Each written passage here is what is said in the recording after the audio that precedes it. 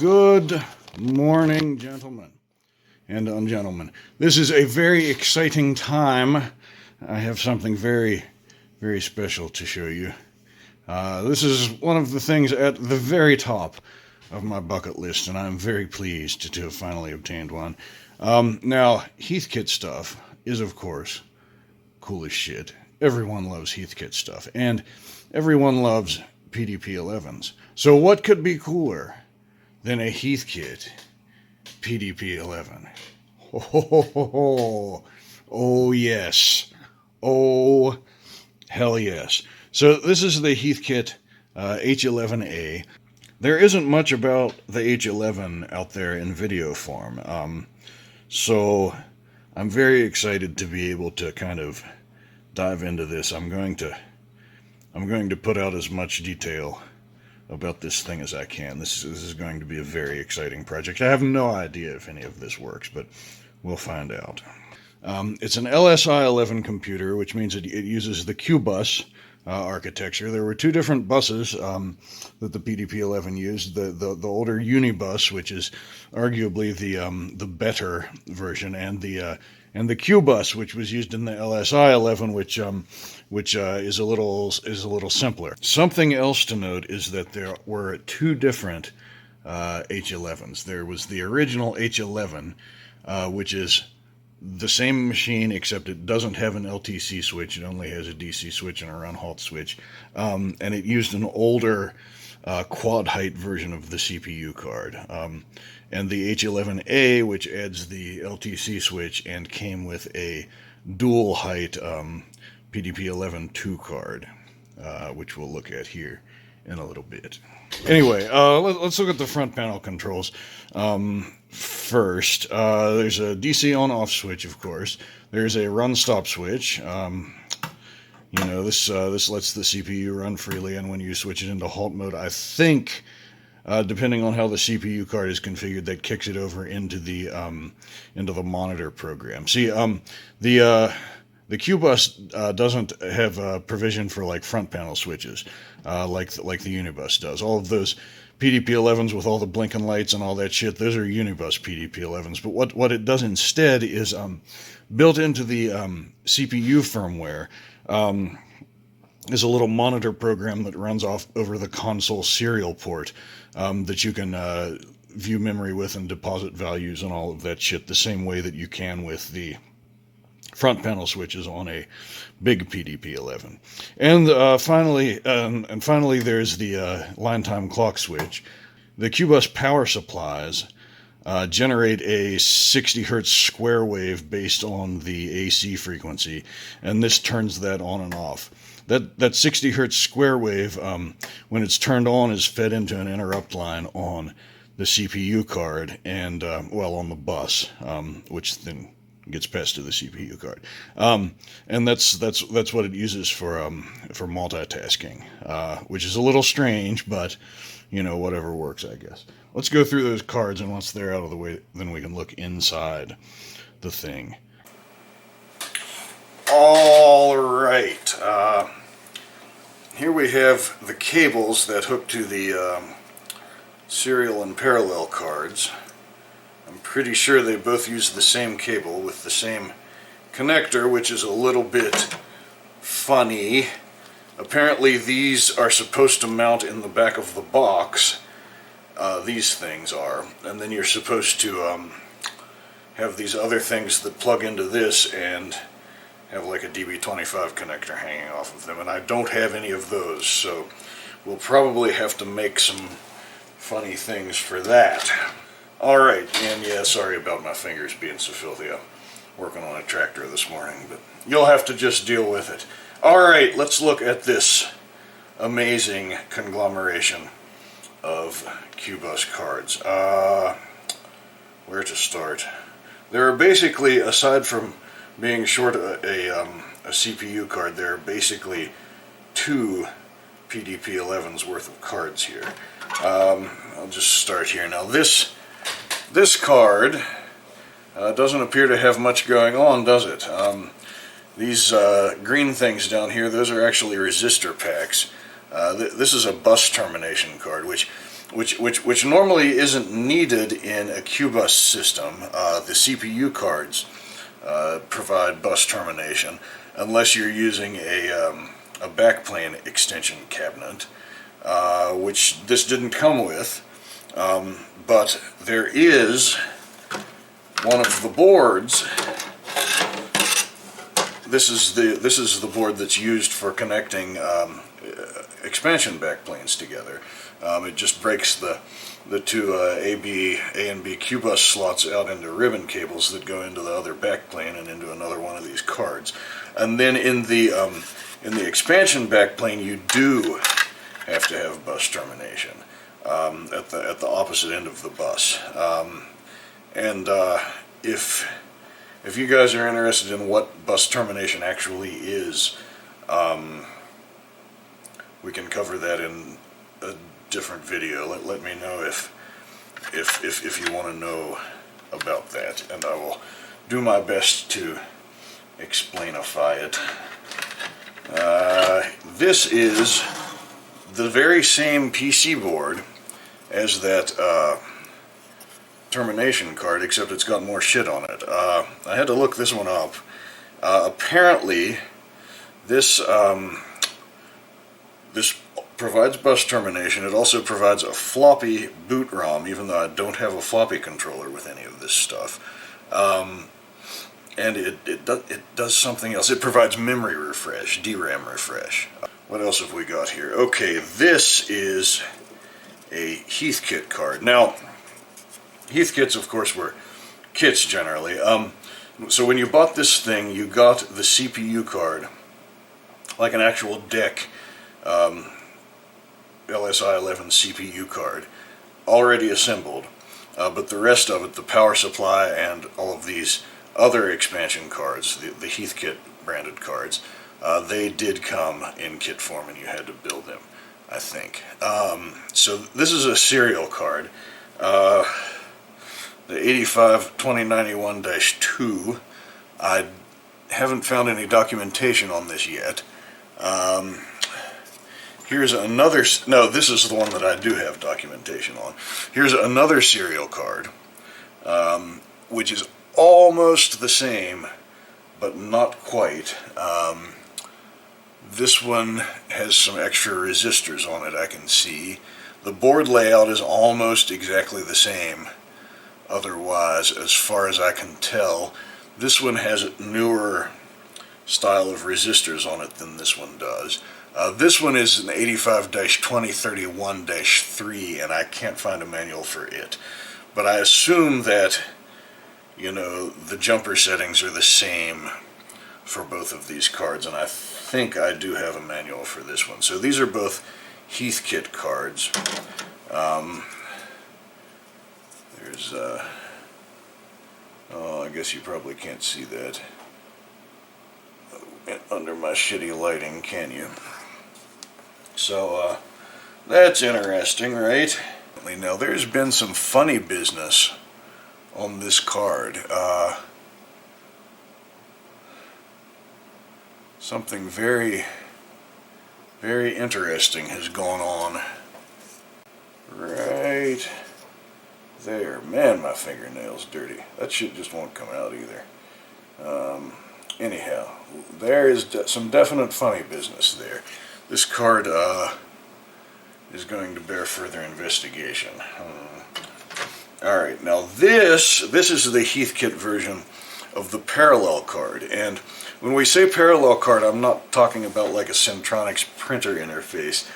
This is more like a 16-bit GPIO card with separate input and output lines that can be used from like user space software. So not a parallel printer interface, although I'm sure you could probably write software to drive a parallel printer off of one of these using various of these lines.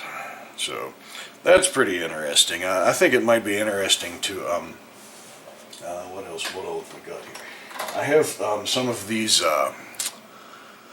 CH376 boards, and that's a USB controller, It's a combination USB controller and mass storage controller that has like an 8-bit parallel interface, in addition to some other interfaces. It can read MS-DOS file systems, and it can act as a general-purpose USB controller, and it can also talk to SD cards. So it might be interesting to interface one of these to one of these parallel cards and see if I could rig up an easy way to transfer data on and off of the thing, because as we are going to see in a little while, I don't have the ideal hard drive interface. So that's interesting. These 4 cards are all the same. These are Heathkit branded 4K memory cards. Now, one confusing thing about DEC equipment is that they always rate their memory in words. So this is 4K words on a 16-bit system. So this is actually 8 kilobytes of RAM, or 4K 16-bit words. So that would be 32 kilobytes of RAM in these 4 cards. Alright, speaking of memory cards, this is a 32K word, i.e. 64 kilobyte RAM card, from Monolithic Systems. So that's pretty interesting. Speaking of which, the qbus came in 3 different widths. Now, all of the CPUs that were available for the qbus, in fact, I think all of the PDP-11 CPUs, even the Unibus ones, I think they were all had a 16-bit data bus. But the width of the address bus varies between systems, and the LSI 11.3 and 11.2 use a 16-bit address bus, so they can address 64 kilobytes or 32K words of memory. So it would be the maximum amount of RAM that we could address in a PDP-11.2 system like this originally came with, and we've got that card in this stack we'll look at here in a second. There were also 18 and 22-bit qbus CPUs, and most of the backplanes can be like the older backplanes that are 16 or 18-bit. I think all of the digital backplanes were at least 18-bit. I don't know this Heathkit backplane, it may only be a 16-bit backplane, but all of them were upgradable to 22 bits. So it's possible to use newer CPU cards in older LSI 11 machines, which will be an interesting project. The 18-bit qbus can address 256K words of RAM, I think, and the 22-bit qbus can address 4 M words. I think that would actually be 8 megabytes. Am I doing the math wrong in my dumb head? I probably am. I'm sorry. I'm still recovering from the coof. I'll use that as my excuse. Anyhow, alright, this is a pretty exciting card. This is, I am 95% sure that this is a Winchester disk drive controller, hard drive controller. Remember those great big old drives with the removable platters? I think that's what this is for. And there aren't many markings on the cards, but I was able to find what I think is the correct manual. All of the jumpers locations match anyway.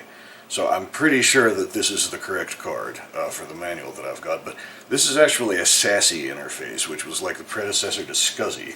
So yeah, I'm fairly certain that if I upgrade the firmware on this SCSI to SD, that it can work with SASE controllers.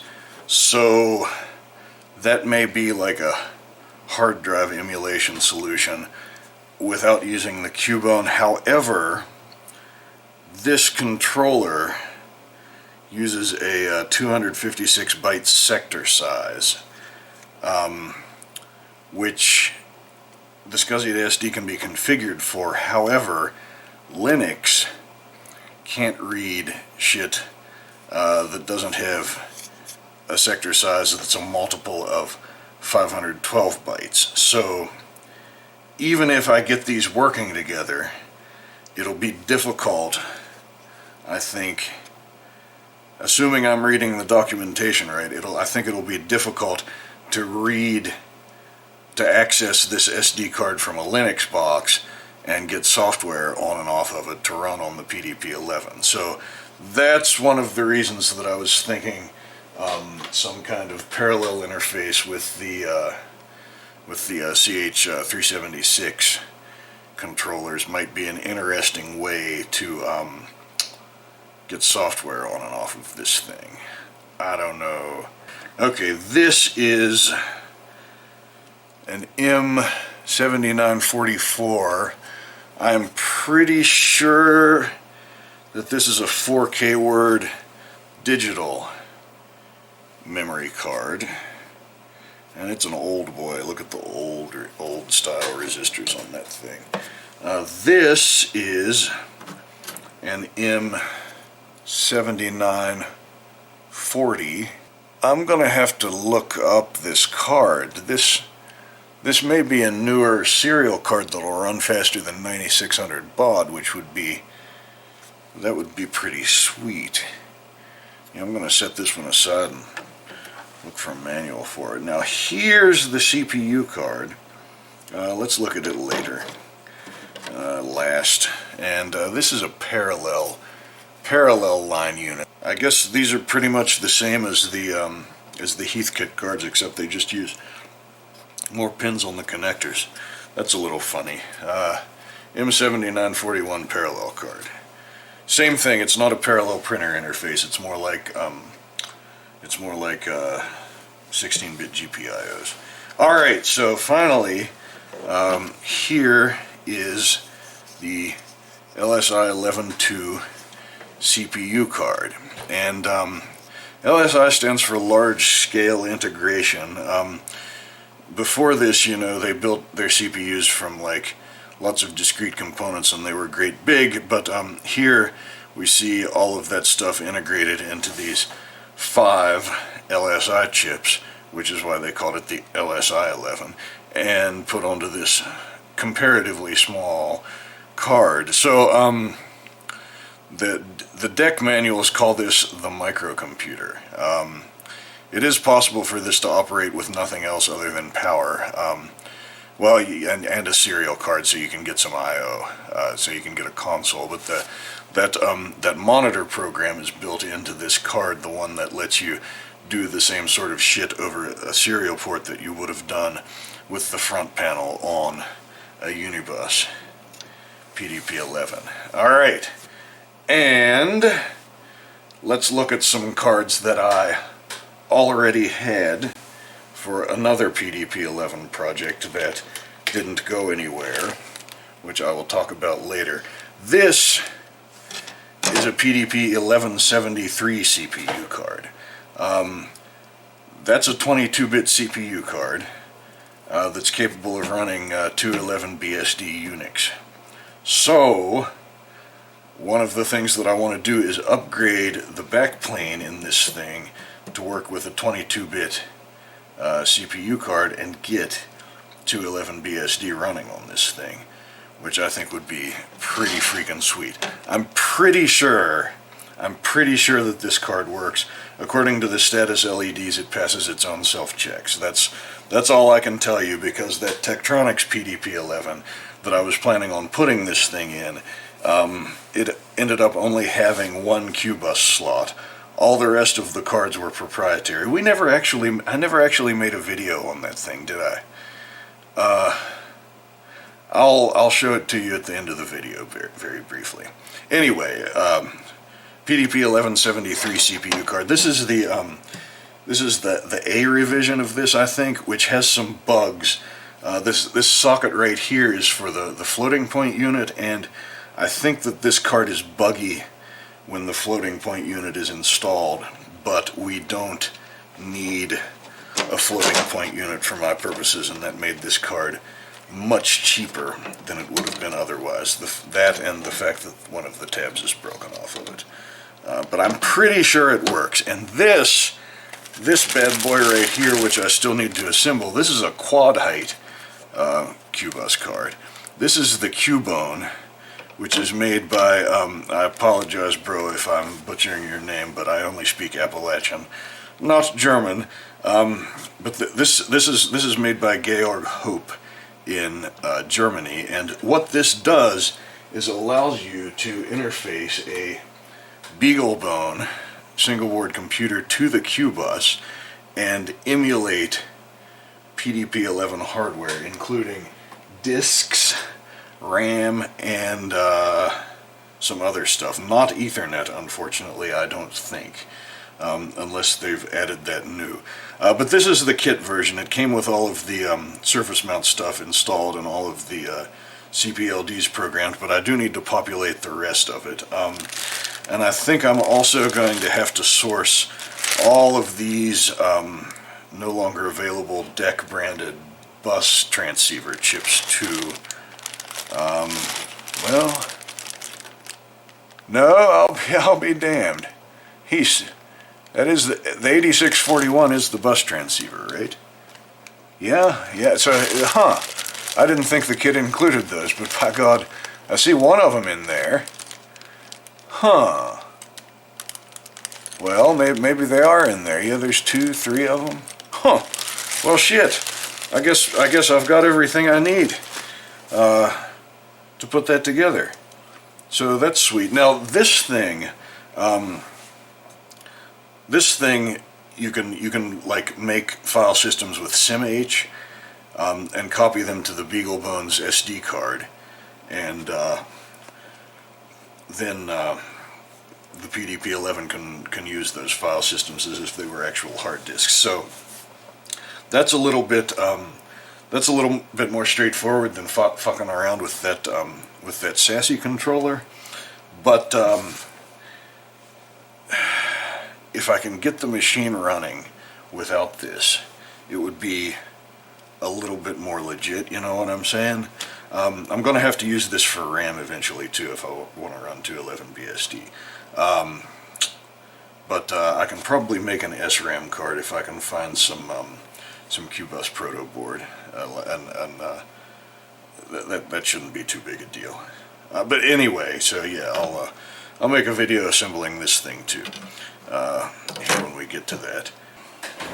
Here's the inside. There are no cards installed.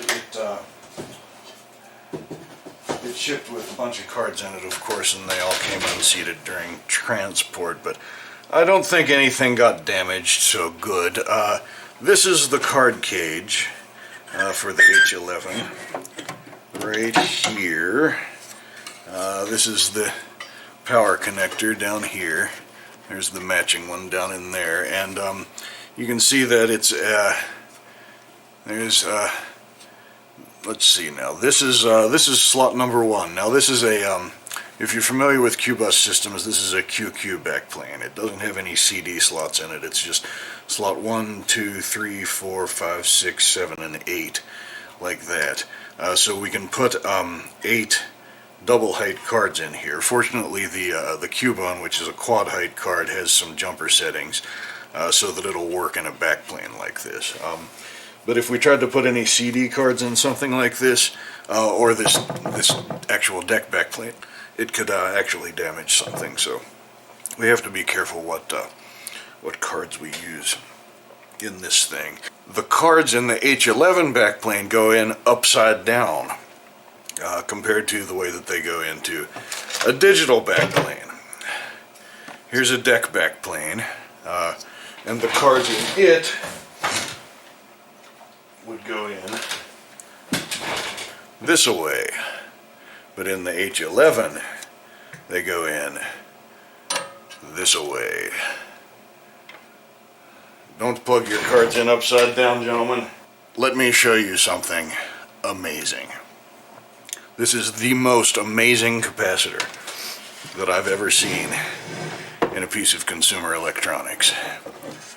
Okay, like, look at that capacitor. Here's a can of beer for scale. Alright, that capacitor is the size of a can of beer. That is amazing. That is amazing, gentlemen. And this power supply doesn't look tremendously happy. This would have been assembled by someone, and as you can see, I don't think they got their flux cleaned off very good, and that flux has been on there for decades. No, it doesn't appear to have corroded anything. Oh, maybe that'll clean up just fine and I won't have to reflow any of that stuff. I was kind of worried about that. It looks really shiny on the camera because my lights shine straight down on here and it's hard to see very good, but that actually doesn't look bad. Yeah, I think that'll clean up fine. Never mind, I was about to say that there may be major work ahead for the power supply, but maybe not. Maybe it'll just magically work. That's the H11, all of the loot. I haven't tried to power it up or anything. The first thing that I'm going to do before I even put the backplane back in this thing is to go through the assembly manual and do all of the test and adjustment procedure on the power supply before I try to put power to any of the cards and make sure that this thing works. So here's a better look at that gargantuan capacitor. Check that out. Here's the reference beer can for scale. That's pretty epic. These electrolytic capacitors look fine. I mean, they'll be from the late 70s, I guess, but they're Nichicon brand capacitors, and they're not bulged or anything. And I don't see any evidence of electrolyte on the board, although they were facing downward, so it would have dripped down onto the bottom of the case. I don't see any evidence on the bottom of the case either, so I'm gonna guess that those electrolytic capacitors are fine, and it's easy enough to take apart that I guess if I do have to replace some of them, it won't be a big deal. So yeah, I'm just gonna clean it up and leave everything alone for now. I think she cleaned up pretty good for the most part. There's a little bit of oxidation starting inside of the case, but I wiped a very modest coat of gun oil in there, so hopefully that'll keep it from spreading.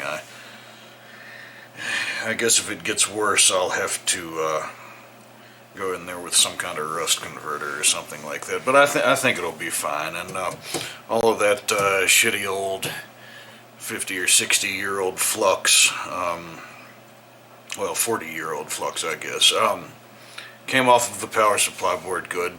Alright, I'm going to try to ease this thing up on the Variac and see if anything melts. The fan should run when we get close here.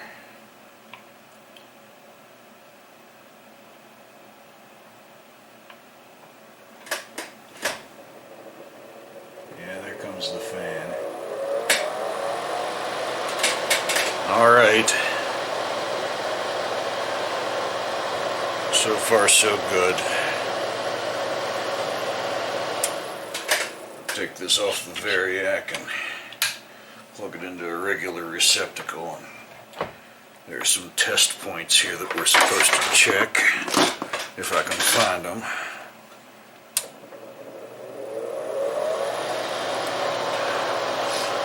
Good old 120 volt case fans. By golly, that thing moves a lot of air. Geez, oh whiz. I guess we won't have to worry about the thing overheating if we put the 1173 card in. Alright, let's see here. This should be 5 volts.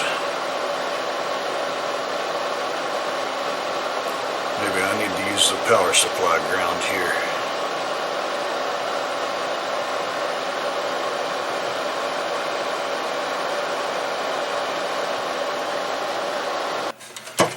I'm not getting any DC out of this thing.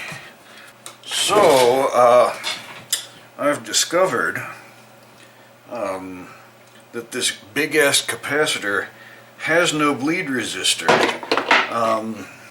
So we gotta discharge this bad boy. Here's a 1K half-watt resistor. So let's see if this blows anything up. Oh, it's gone down. That appears to be doing the trick. Maybe, I wonder if I ought to just, nah, I guess I better not. It's very tempting to just wire a bleed resistor straight across that capacitor. So I'm going to have to take it out to test these diodes and that voltage regulator. Anyway, I think. I don't know. We'll see.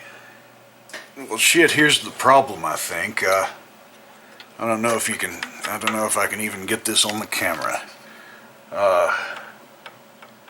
Yeah, I think I can. See that diode right there that's pulled up out of the PC board? That is not supposed to be like that. That was an assembly error right there. It wasn't soldered in there right. That's 1N4002. I think I'm gonna just go ahead and replace it because I've got plenty of them in my box. Maybe it popped loose in shipping or something. The hell of a thing. See, this is the gotcha with Heathkit stuff. It's built from a kit, so the what you get when you buy this stuff off of the interweb includes the mistakes that whomever assembled it made.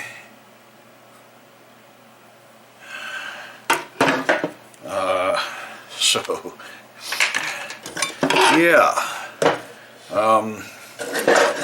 fascinating. Let's get the old roaster out here and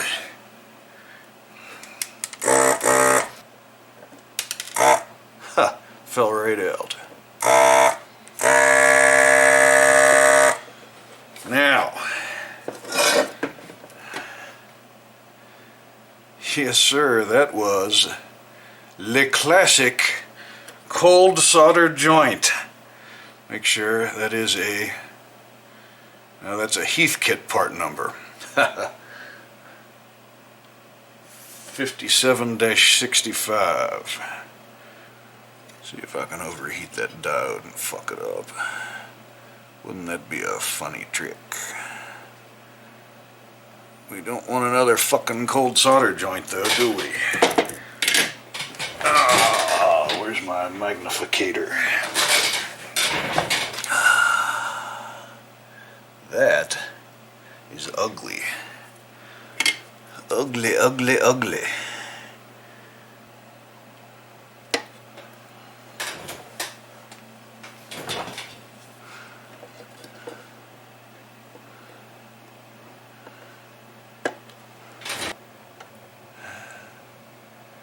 .16 volts there, 11.92 volts there. That seems pretty reasonable.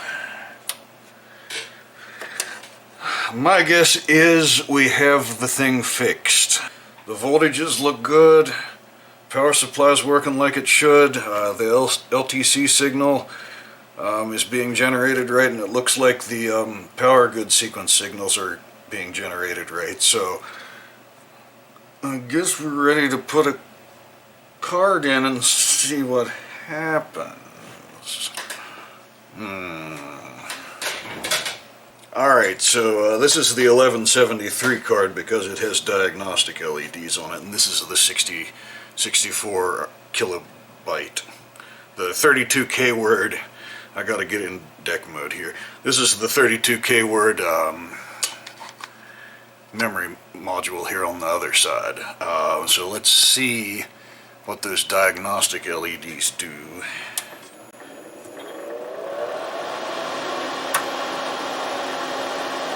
Can you even see them? Oh, I guess you can't. Nope, hang on a second. Let me get my phone out and show you.